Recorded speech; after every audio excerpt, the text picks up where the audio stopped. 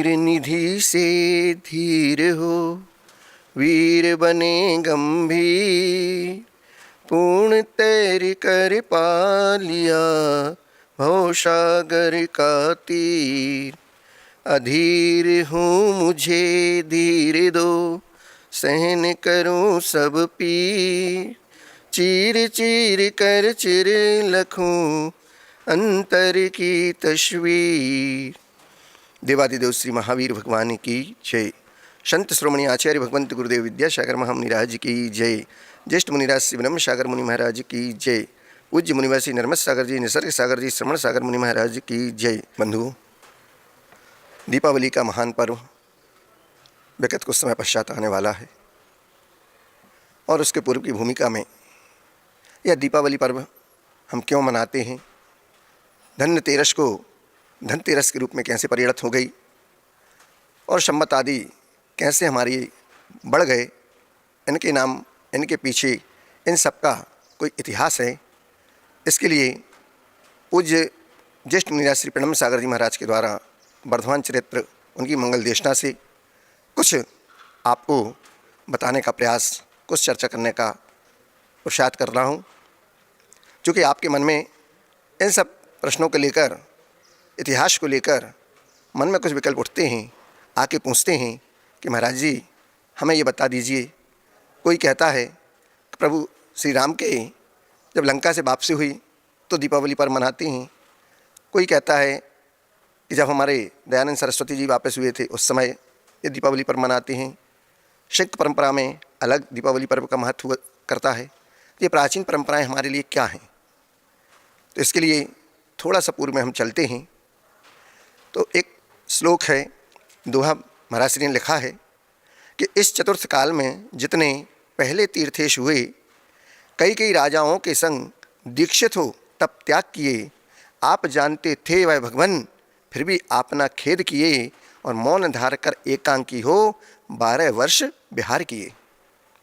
बीते हुए चतुर्थ काल में बहुत से तीर्थंकर भगवंतों ने राजाओं के साथ दीक्षित हो गए। यह आप जानते हुए भी एकांकी रहकर, मौन रहकर 12 वर्ष तक आपने निर्भीक तप किया, विहार भी किए और कभी खेद को प्राप्त नहीं हुए। यह दीक्षा स्तुति एक भक्त प्रभु की कर रहा है।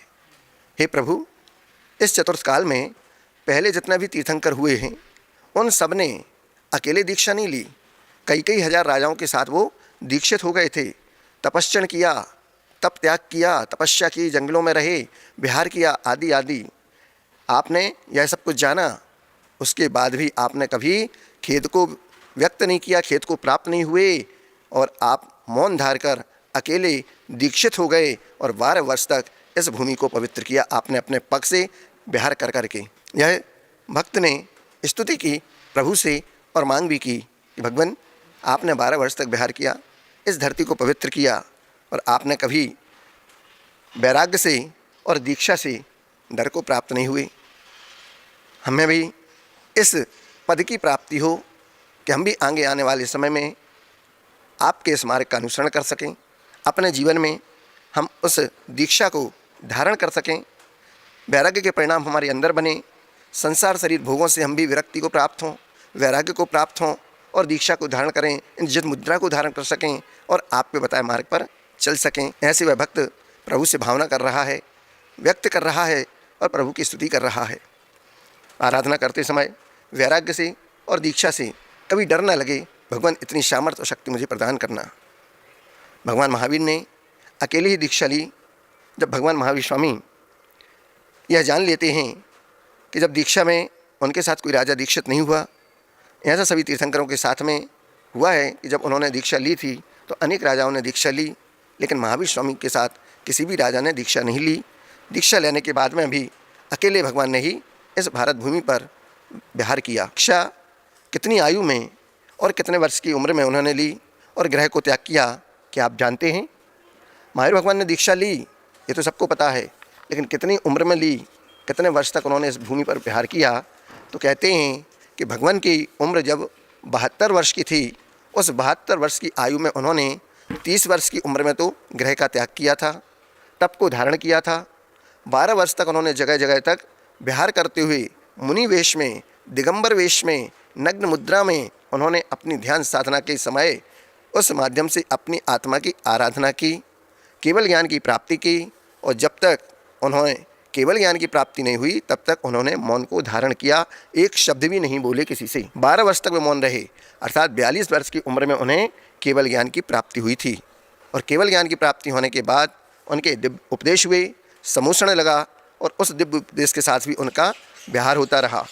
अब जितनी भी उम्र अब बची थी उस पूरी उम्र में उन्होंने केवल धर्म उपदेश ही दिया है। जगह जगह समूषण लगे, सभाएं हुई और उन सब 12 सभाएं आदि समूषण में हुआ करती हैं। और उस समय जब उनका विहार चलता है तो तत्वज्ञान लोगों तक वह पहुंचाते हैं। वे अहिंसा धर्म की प्रभावना करते हैं और अपनी पूरी उम्र पर अत्यधिक धर्म की प्रभावना करते हुए धीरे धीरे वह समय आता है जब वह अपनी आयु को पूरी होने को रहती है। व्यक्ति जितना आयु कर्म लेकर आया है वह उतना ही जीता है। जो भगवान बनने की प्रक्रिया पर निकलता है वह भगवत सत्ता को प्राप्त करने के लिए जितनी उम्र पाई है वह उतनी ही उम्र जिएगा, उससे ज़्यादा वह जी नहीं सकता है। न आप किसी की आयु को, उम्र को एक पल, सेकंड के अनंतवें भाग को भी बढ़ा नहीं सकते और घटा भी नहीं सकते। जिसकी जितनी आयु है वह उतनी ही आयु लेकर अपने जीवन को पूर्णता को प्राप्त होता है और बाद में फिर अनंत की यात्रा में निकल जाता है। आयुख्यन मरणम, मरण क्या है? तो आचार्य भगवान कहते हैं आयुख्यन मरणम, आयु का क्षय होना ही मरण हुआ करता है। जब जिसकी आयु का क्षय हो गया व्यक्ति इस संसार से विदा हो जाता है, अपनी उस अनंत की यात्रा पर निकल जाता है। ऐसे ही भगवान ने जब उनकी उम्र पूरी होने को थी वह जितने आयु कर्म लेकर आए थे उतने ही वह जिए। जो भगवान बनने की प्रक्रिया पर निकले वह भी भगवत सत्ता को प्राप्त करने के लिए जितनी उम्र पाई है वह उतनी ही उम्र जिएगा, उससे ज़्यादा वह नहीं जी सकता है। कर्म सिद्धांत भी ये साथ में चलता है क्योंकि जीव का अपना अपना पुरुषार्थ हुआ करता है, वह भी साथ में चल रहा हो। स्वाधीनता का भाव भी साथ में चला करता है। यह अनेकांत धर्म के माध्यम से आप देखेंगे कि जीव धीरे धीरे स्वतंत्र होता है। अपनी स्वतंत्रता का भान भी धीरे धीरे पुरुषार्थ करके धीरे धीरे अपने अंदर वह उस स्वाधीनता को भी प्राप्त करता जाता है जो पराधीनता के कारण हुआ करते हैं। वे अरिहंत अवस्था में भी बने रहते हैं। शरीर है, आयु है, जिसके माध्यम से पंचेंद्रिय जाती है, यह पराश्रिता कहलाती है, पराधीनता कहलाती है। कर्म का उदय है, वह भी एक पराधीनता है। क्योंकि जब तक आयु कर्म का उदय रहेगा तब तक हम शरीर के साथ ही विहार करेंगे। जब अंत समय आया अर्थात जब महावीर भगवान 72 वर्ष की आयु है, वह भी जानते थे कि उनकी 72 वर्ष की आयु भी पूर्ण नहीं थी। कहने में आता है कि महावीर भगवान 72 वर्ष की आयु में मोक्ष को गए। उनकी आयु 71 वर्ष 3 महीने और 25 दिन की थी। ऐसा महाराज श्री ने वर्धमान चारित अपने उस मंगल देशना उस ग्रंथराज में लिखा हुआ है। पूज्य प्रणम सागर जी महाराज जी ने। भगवान कहते हैं कि महावीर भगवान की आयु अपन सामान्य से कह देते 72 वर्ष की आयु में उन्होंने मोक्ष को प्राप्त किया। 71 वर्ष 3 महीने और 25 दिन की थी। 72 तो हम कह देते हैं, लेकिन जब अच्छे ढंग से उसको क्वांट करिए, आप कैलकुलेशन कीजिए, जोड़िए, तो उनकी आयु वर्षों में 71 वर्ष 3 महीने और 25 दिन ही निकल कर आती है। तीर्थंकर भगवान पार्श्वनाथ के तीर्थकाल में वर्धमान महावीर स्वामी का जन्म हुआ था। तीर्थंकर पार्श्वनाथ भगवान का तीर्थकाल चल रहा था। उस काल में इन तीर्थंकर वर्धमान स्वामी का जन्म हुआ। काल तो पिछले तीर्थंकर का चल रहा था और पिछले तीर्थंकर का केवल 250 वर्ष का अर्थात 250 वर्ष काल में इनकी आयु भी उसमें गर्भित हो जाती है। अगले तीर्थंकर भगवान का काल कब प्रारंभ होता है? जब उन्हें केवल ज्ञान की प्राप्ति हो जाती है। और केवल ज्ञान प्राप्त करने के बाद प्रथम दिव्य देशना जो देते हैं उसको हम वीर शासन जयंती के नाम से जानते हैं, जिसको वह प्रथम दिन होता है जब तीर्थ की प्रवृत्ति करने के लिए उस दिन को वीर शासन जयंती के नाम से हम मनाते हैं। सब जानते हैं चातुर्मास के प्रारंभ में कई पर्वों का आगमन हुआ होता है। चातुर्मास जो चलता है उसमें उस कहते हैं कि पर्व के दिनों का हमारा महोत्सव हुआ करता है। चातुर्मास के प्रारंभ में वीर शासन जयंती मनाई जाती है और जब चातुर्मास का प्रारंभ हुआ करता है तब वीर शासन जयंती प्रारंभ होती है। यह बहुत महत्वपूर्ण तिथि है जिसे हर व्यक्ति को ध्यान देने की आवश्यकता है, क्योंकि वीर शासन जयंती के बाद एक पर्व और आता है तीर्थंकर पार्श्वनाथ के निर्वाण दिवस का पर्व। उसके बाद फिर रक्षाबंधन का पर्व आता है जिसको अब वात्सल्य पर्व कहते हैं। उसके बाद आता है पर्वराज पर्व, पर्युषण महापर्व। उसके बाद फिर अंत में चातुर्मास का निष्ठापन जिसको कहते हैं दीपावली, वीर निर्माण महोत्सव, ये आता है। ये सभी पर्व आते रहते हैं और इन सब पर्वों के साथ हमारा आध्यात्मिक वातावरण निर्मित करते हुए, भगवान की आराधना करते हुए यह सब ज्ञान आपको बताता है कि आप इस ज्ञान के साथ अपने जीवन की धन्यता को, पूर्णता को प्राप्त करने के लिए इन महापुरुषों के गुणगान करते रहिए और इनके बारे में आप जानते रहिए और इनके जीवन से अपने जीवन को धन्य बनाना है तो प्रेरणा लेते रहिए और अपने जीवन को आगे बढ़ाते रहिए। आयु पूर्ण होते ही भगवान समूषण का त्याग कर देते हैं। यह ध्यान रखें कि जब तीर्थंकर भगवान आयु पूर्ण होती है उस समय वे अपने उस समूषण का निग्रह कर देते हैं, त्याग कर देते हैं। और जिस समूषण के माध्यम से उन्होंने अभी तक संसार को दिव्य देशना दी, पापों से छुड़ाने का मार्ग बताया, तप त्याग धर्म की उपदेश दिया, व्रतों का उपदेश दिया, वैराग्य का उपदेश दिया और व्यक्ति को इस संसार भ्रमण से छूटने का रास्ता दिखाया, उस पथ पर चले और चलाया, ऐसे भगवान उस समूषण का त्याग कर देते हैं क्योंकि वो जानते हैं अब हमारी आयु का क्षय निकट आने वाला है। जो दिव्य देशनाएँ देते थे, 12 सभाएँ लगती थीं, उस समूषण को भी उसको वो त्याग कर देते हैं। वे नियम ले लेते हैं, अब हम कोई दिव्य उपदेश भी नहीं देंगे। उनके अंतरंग में यह परिणति आ जाती है कि वो यह भाव उत्पन्न हो जाता है कि अब हमें उपदेश नहीं देना है। अब समूषण का त्याग करके प्रतिमा युग को वो धारण कर लेते हैं और एक स्थान पर जाकर विराजमान हो जाते हैं। और जब तक वहाँ पर वो विराजमान रहते हैं तब तक उन्हें मोक्ष की प्राप्ति ना हो, अब वह वहाँ से नहीं उठते हैं। कुछ आचार्यों के, भगवंतों के द्वारा लिखित हुए प्रमाणिक ज्ञान की ओर भी हमारा ध्यान जाना चाहिए। आचार्य भगवान ने इतना सम्यक ज्ञान दिया कि हर एक तीर्थंकर के साथ क्या घटित हुआ है यह हमें स्पष्ट रूप से बताया है। चूँकि स्वाध्याय अब हमारे पास करने का समय नहीं, तो इतिहास को हम जान नहीं पाते हैं और इतिहास नहीं जानते तो पूर्व का हमारा जो अनादिकालीन धर्म चला आ रहा है, जो प्रवाह चला आ रहा है, उसको हम कैसे जानेंगे। वर्तमान में तो लोग कह देते हैं कि महावीर भगवान जैनों के प्रवर्तक हो गए। थोड़ा और आगे बढ़ेंगे तो आदिनाथ भगवान, क्योंकि 24 तीर्थंकर को आप याद नाम हैं, उन 24 तीर्थंकर भगवानों के ही तो आपको नाम याद हैं, न भूत के मालूम है न भविष्य के मालूम है। तो अनादिकालीन जो परंपरा है जो चली आ रही है उसको हम नहीं जानते क्योंकि स्वाध्याय नहीं किया और हम किसी साधु संतों की, मुनि आर्यका भगवंतों की संगति में भी नहीं रहे, तो कैसे जानेंगे। तो इतिहास को जानने के लिए हमें कुछ स्वाध्याय का भी अभ्यास करना परम आवश्यक है। उसको भी आप देखते रहिएगा और अपने जीवन में स्वाध्याय के लिए भी समय निकालिएगा। भगवान आदिनाथ का अनादिकालीन जो वर्णन है, युग के आदि में आदिनाथ प्रभु जब अपना समूषण त्याग करते हैं तब उन्हें 14 दिन के बाद मोक्ष की प्राप्ति हुआ करती है। भगवान महावीर स्वामी जब अपना समूषण का त्याग करते हैं तो उन्हें 2 दिन के बाद मोक्ष की प्राप्ति होती है और अन्य जितने भी बीच के तीर्थंकर हैं वे सब समूषण का त्याग करते हैं तो उन्हें 1 महीने का समय लगता है। 1 महीने तक वे एक ही स्थान पर बैठ के ध्यान करते हैं, तब जाके उन्हें मोक्ष की प्राप्ति हुआ करती है। यह प्रक्रिया योग निरोध की प्रक्रिया कहलाती है। अर्थात जो मन, वचन और काय, इन 3 योग हैं, इन तीनों योगों को रोकना शेष रह जाता है।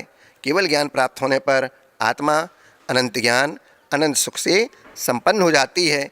लेकिन जो शरीर है, उस शरीर में जो योग की क्रिया चल रही है, अर्थात काय, वाणी और द्रव्य मन का जो सद्भाव है, उस कारण जो पुद्गल वर्गणाएँ ग्रहण करने में आती हैं, उनको रोकने का भी एक पुरुषार्थ किया जाता है, ध्यान किया जाता है। इसलिए उसको योग निरोध की क्रिया कहा जाता है। वह योग निरोध क्या होता है भगवान? तो 4 प्रकार के शुक्ल ध्यान हुआ करते हैं। जो दूसरे शुक्ल ध्यान के माध्यम से केवल ज्ञान की प्राप्ति होती है और अर्हंत अवस्था उन्हें प्राप्त हो जाती है। अब अर्हंत बनने के बाद आयु के अंत में केवल एक अंतर्मूर्त बाकी रह जाता है, तब तीसरे शुक्ल ध्यान की प्रक्रिया प्रारंभ हो जाती है और उसके तीसरे शुक्ल ध्यान की प्रक्रिया के पश्चात अंत के माध्यम से जब और शेष योग शेष रह जाते हैं और इन योगों को संकुचित किया जाता है तो उसे योग निरोध कहते हैं।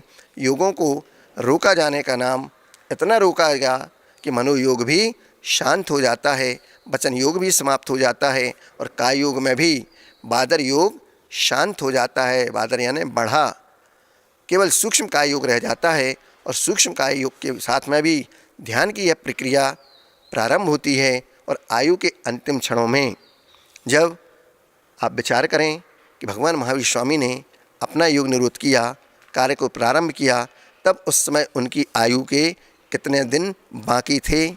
तो मात्र 2 ही दिन बाकी थे। योग निरोध की प्रक्रिया को महावीर स्वामी ने 2 दिन के शेष रहते हुए प्रारंभ की थी और योग निरोध की क्रिया को प्रारंभ करने के 2 दिन बाद ही प्रभु को मोक्ष की प्राप्ति हो गई थी। भगवान महावीर स्वामी को निर्वाण कब प्राप्त हुआ?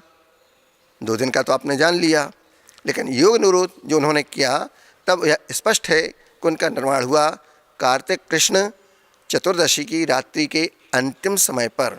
मतलब रात्रि का अभाव हो रहा था, रात्रि जा रही थी और बस अगला दिन सुबह सुप्रभात आने ही वाला था कि अमावस्या का दिन प्रारंभ हो रहा है। रात्रि का अवसान और दिवस का प्रारंभ।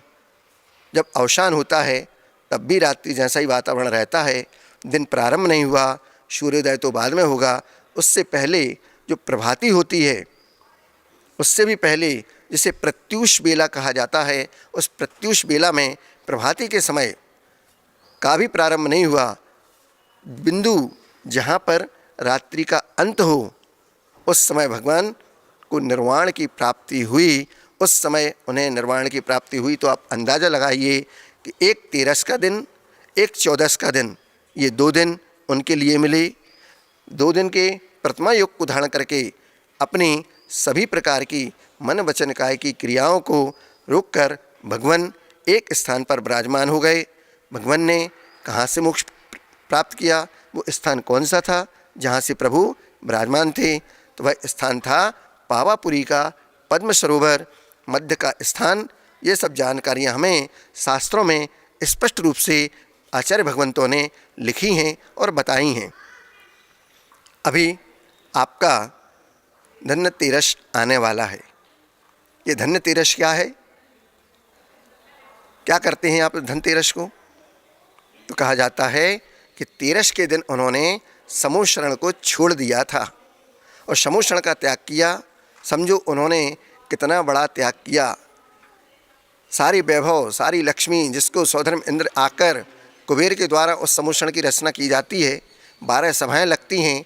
मुनि आरिका, श्रावक श्राविका, सारे लोग पशु पक्षी त्रियंच, शेर हिरण भालू सांप नेवला एक साथ बैठकर प्रभु की देशना को सुनते हैं। शेर गाय आके बैठ जाते हैं, अपना वैरभाव भूल जाते हैं, योजनों तक सुभिक्ष छा जाता है। ऐसा वह समुद्रण जिसमें 20,000 सीढ़ियाँ हुआ करती हैं, सब वहाँ पर एक क्षण में पहुँच जाते हैं। जैसे आप लोग एक्सीलेटर हुआ करता है कि पहली सीढ़ी पर खड़े हुए और धीरे धीरे ऊपर तक पहुँच गए, लिफ्ट के माध्यम से ऊपर चले जाते हैं। उसी प्रकार वहाँ 20,000 सीढ़ियाँ पलक झपकते ही प्रभु के समुद्रण में पैर रखा नहीं, पहली सीढ़ी पर और भगवान के समुद्रण में पहुँच जाते हैं। ऐसा वह समुद्रण उन्होंने त्याग किया। उस समुद्रण का एक बड़ा वैभव कहा जाता था कि इससे बड़ा वैभव दुनिया में कहीं और नहीं। सौधर्म इंद्र भी उसके समुद्रण के आगे फीका है। वो भी चरणों में आके नतमस्तक होता है। पूरे देव परिकर सभी परिवार के साथ में प्रभु के समुद्रण में वो भी आके नतमस्तक हो जाता है। कुबेर रचना कर देता है। सारी दिव्य दिव्य वस्तुएं वहाँ पर रहती हैं और प्रभु उन सबसे निर्लिप्त रहते हैं और अधर में विराजमान रहते हैं। समुद्रण अपने आप में बहुत बड़ी विभूति और लक्ष्मी का प्रतीक होता है, बहुत बड़े ऐश्वर्य का प्रतीक होता है। उस ऐश्वर्य का प्रभु ने त्याग कर दिया और जब यह देखा गया कि भगवान ने जब इतना बड़ा त्याग कर दिया, समुद्रण छोड़ दिया, तो उस दिन लोगों ने उस त्याग की, उस महिमा को भी बहुत गुणगान के साथ प्रभु की भक्ति की। धन्य धन्य यह 13 का दिन जिस दिन प्रभु ने उस वैभव को त्याग कर दिया। भारतीय संस्कृति में भोग को स्थान नहीं मिला है, भारतीय संस्कृति में तो योग को स्थान मिला है। और ऐसे योगियों की तो सारे जगत ने वंदना की, गुणगान किया, उनके चरणों में नतमस्तक हो गया। ये सारा विश्व उस अहिंसा परमो धर्म की जय इसलिए बोलता है कि जिन्होंने अपने तन पर एक धागा लेश मात्र भी नहीं रखा, सारे परिग्रह को छोड़ दिया, निर्लिप्त रहे मुनि अवस्था में भी, और अब इतना बड़ा वैभव मिला, समूषण मिला, उसमें भी निर्लिप्त रहे और उसको भी छोड़ के भगवान योग को, प्रतिमा योग को धारण करके बैठ गए। धन्य है वह 13। तो धन्य 13 का दिन वह पवित्र धन्य 13 था जिसको आज हम केवल धन के द्वारा धन 13 कहने लगे। वह धन्य 13 भगवान अब योग निवृत्त को धारण कर लिए हैं, मोक्ष को जाने वाले हैं। अब इन्होंने बोलना बंद कर दिया, उपदेश देना बंद कर दिया। अब यह त्रयोदशी का दिन था, तेरस का दिन था, धन्य धन्य के रूप में प्रचलित हो गया कि धन्य तेरस, जिस दिन भगवान ने समोषण का त्याग कर दिया, योग को धारण कर लिया, ऐसी यह धन्य तेरस है। लेकिन आज भगवान ने इतना बड़ा संकल्प किया, हम आज उस धन्य तेरस को अजर अमर मानते हैं और धन्य धन्य उस तेरस की धन्यता को, उस दिव्यता को प्रणाम करते हैं, जिस दिन भगवान ने योग को धारण किया और तेरस के उस दिन को धन्य किया, समोषण का त्याग करके उस तिथि को धन्य कर दिया। वह कार्तिक कृष्ण त्रयोदशी की आने वाली है आपकी धन्य तेरस का वह पावन दिवस, इसलिए धन तेरस के रूप में आप मनाते हैं। वो धन्य तेरस नहीं, वास्तव में उसका नाम धन्य तेरस है। अब वह धन्य तेरस धन तेरस में कैसे परिवर्तित हो गई कि वह तेरस का दिन धन्य तेरस थी, जो धन तेरस में धीरे धीरे परिणत बदल गई। धीरे धीरे तो बहुत कुछ बदल जाता है, आदमी के भाव बदल जाते हैं, माहौल बदल जाता है, विचार बदल जाते हैं, क्रियाएं बदल जाती हैं, यहाँ तक कि धीरे धीरे वह धन्य तेरस आज धन तेरस हो गया। जब से ये धन्य तेरस हुई उसी के बाद में तो ये चतुर्दशी पर्व आई। अब वह कैसे क्या आपका समय हुआ, अल्प समय में मैं विराम लेता हूँ। महावीर भगवान की जय।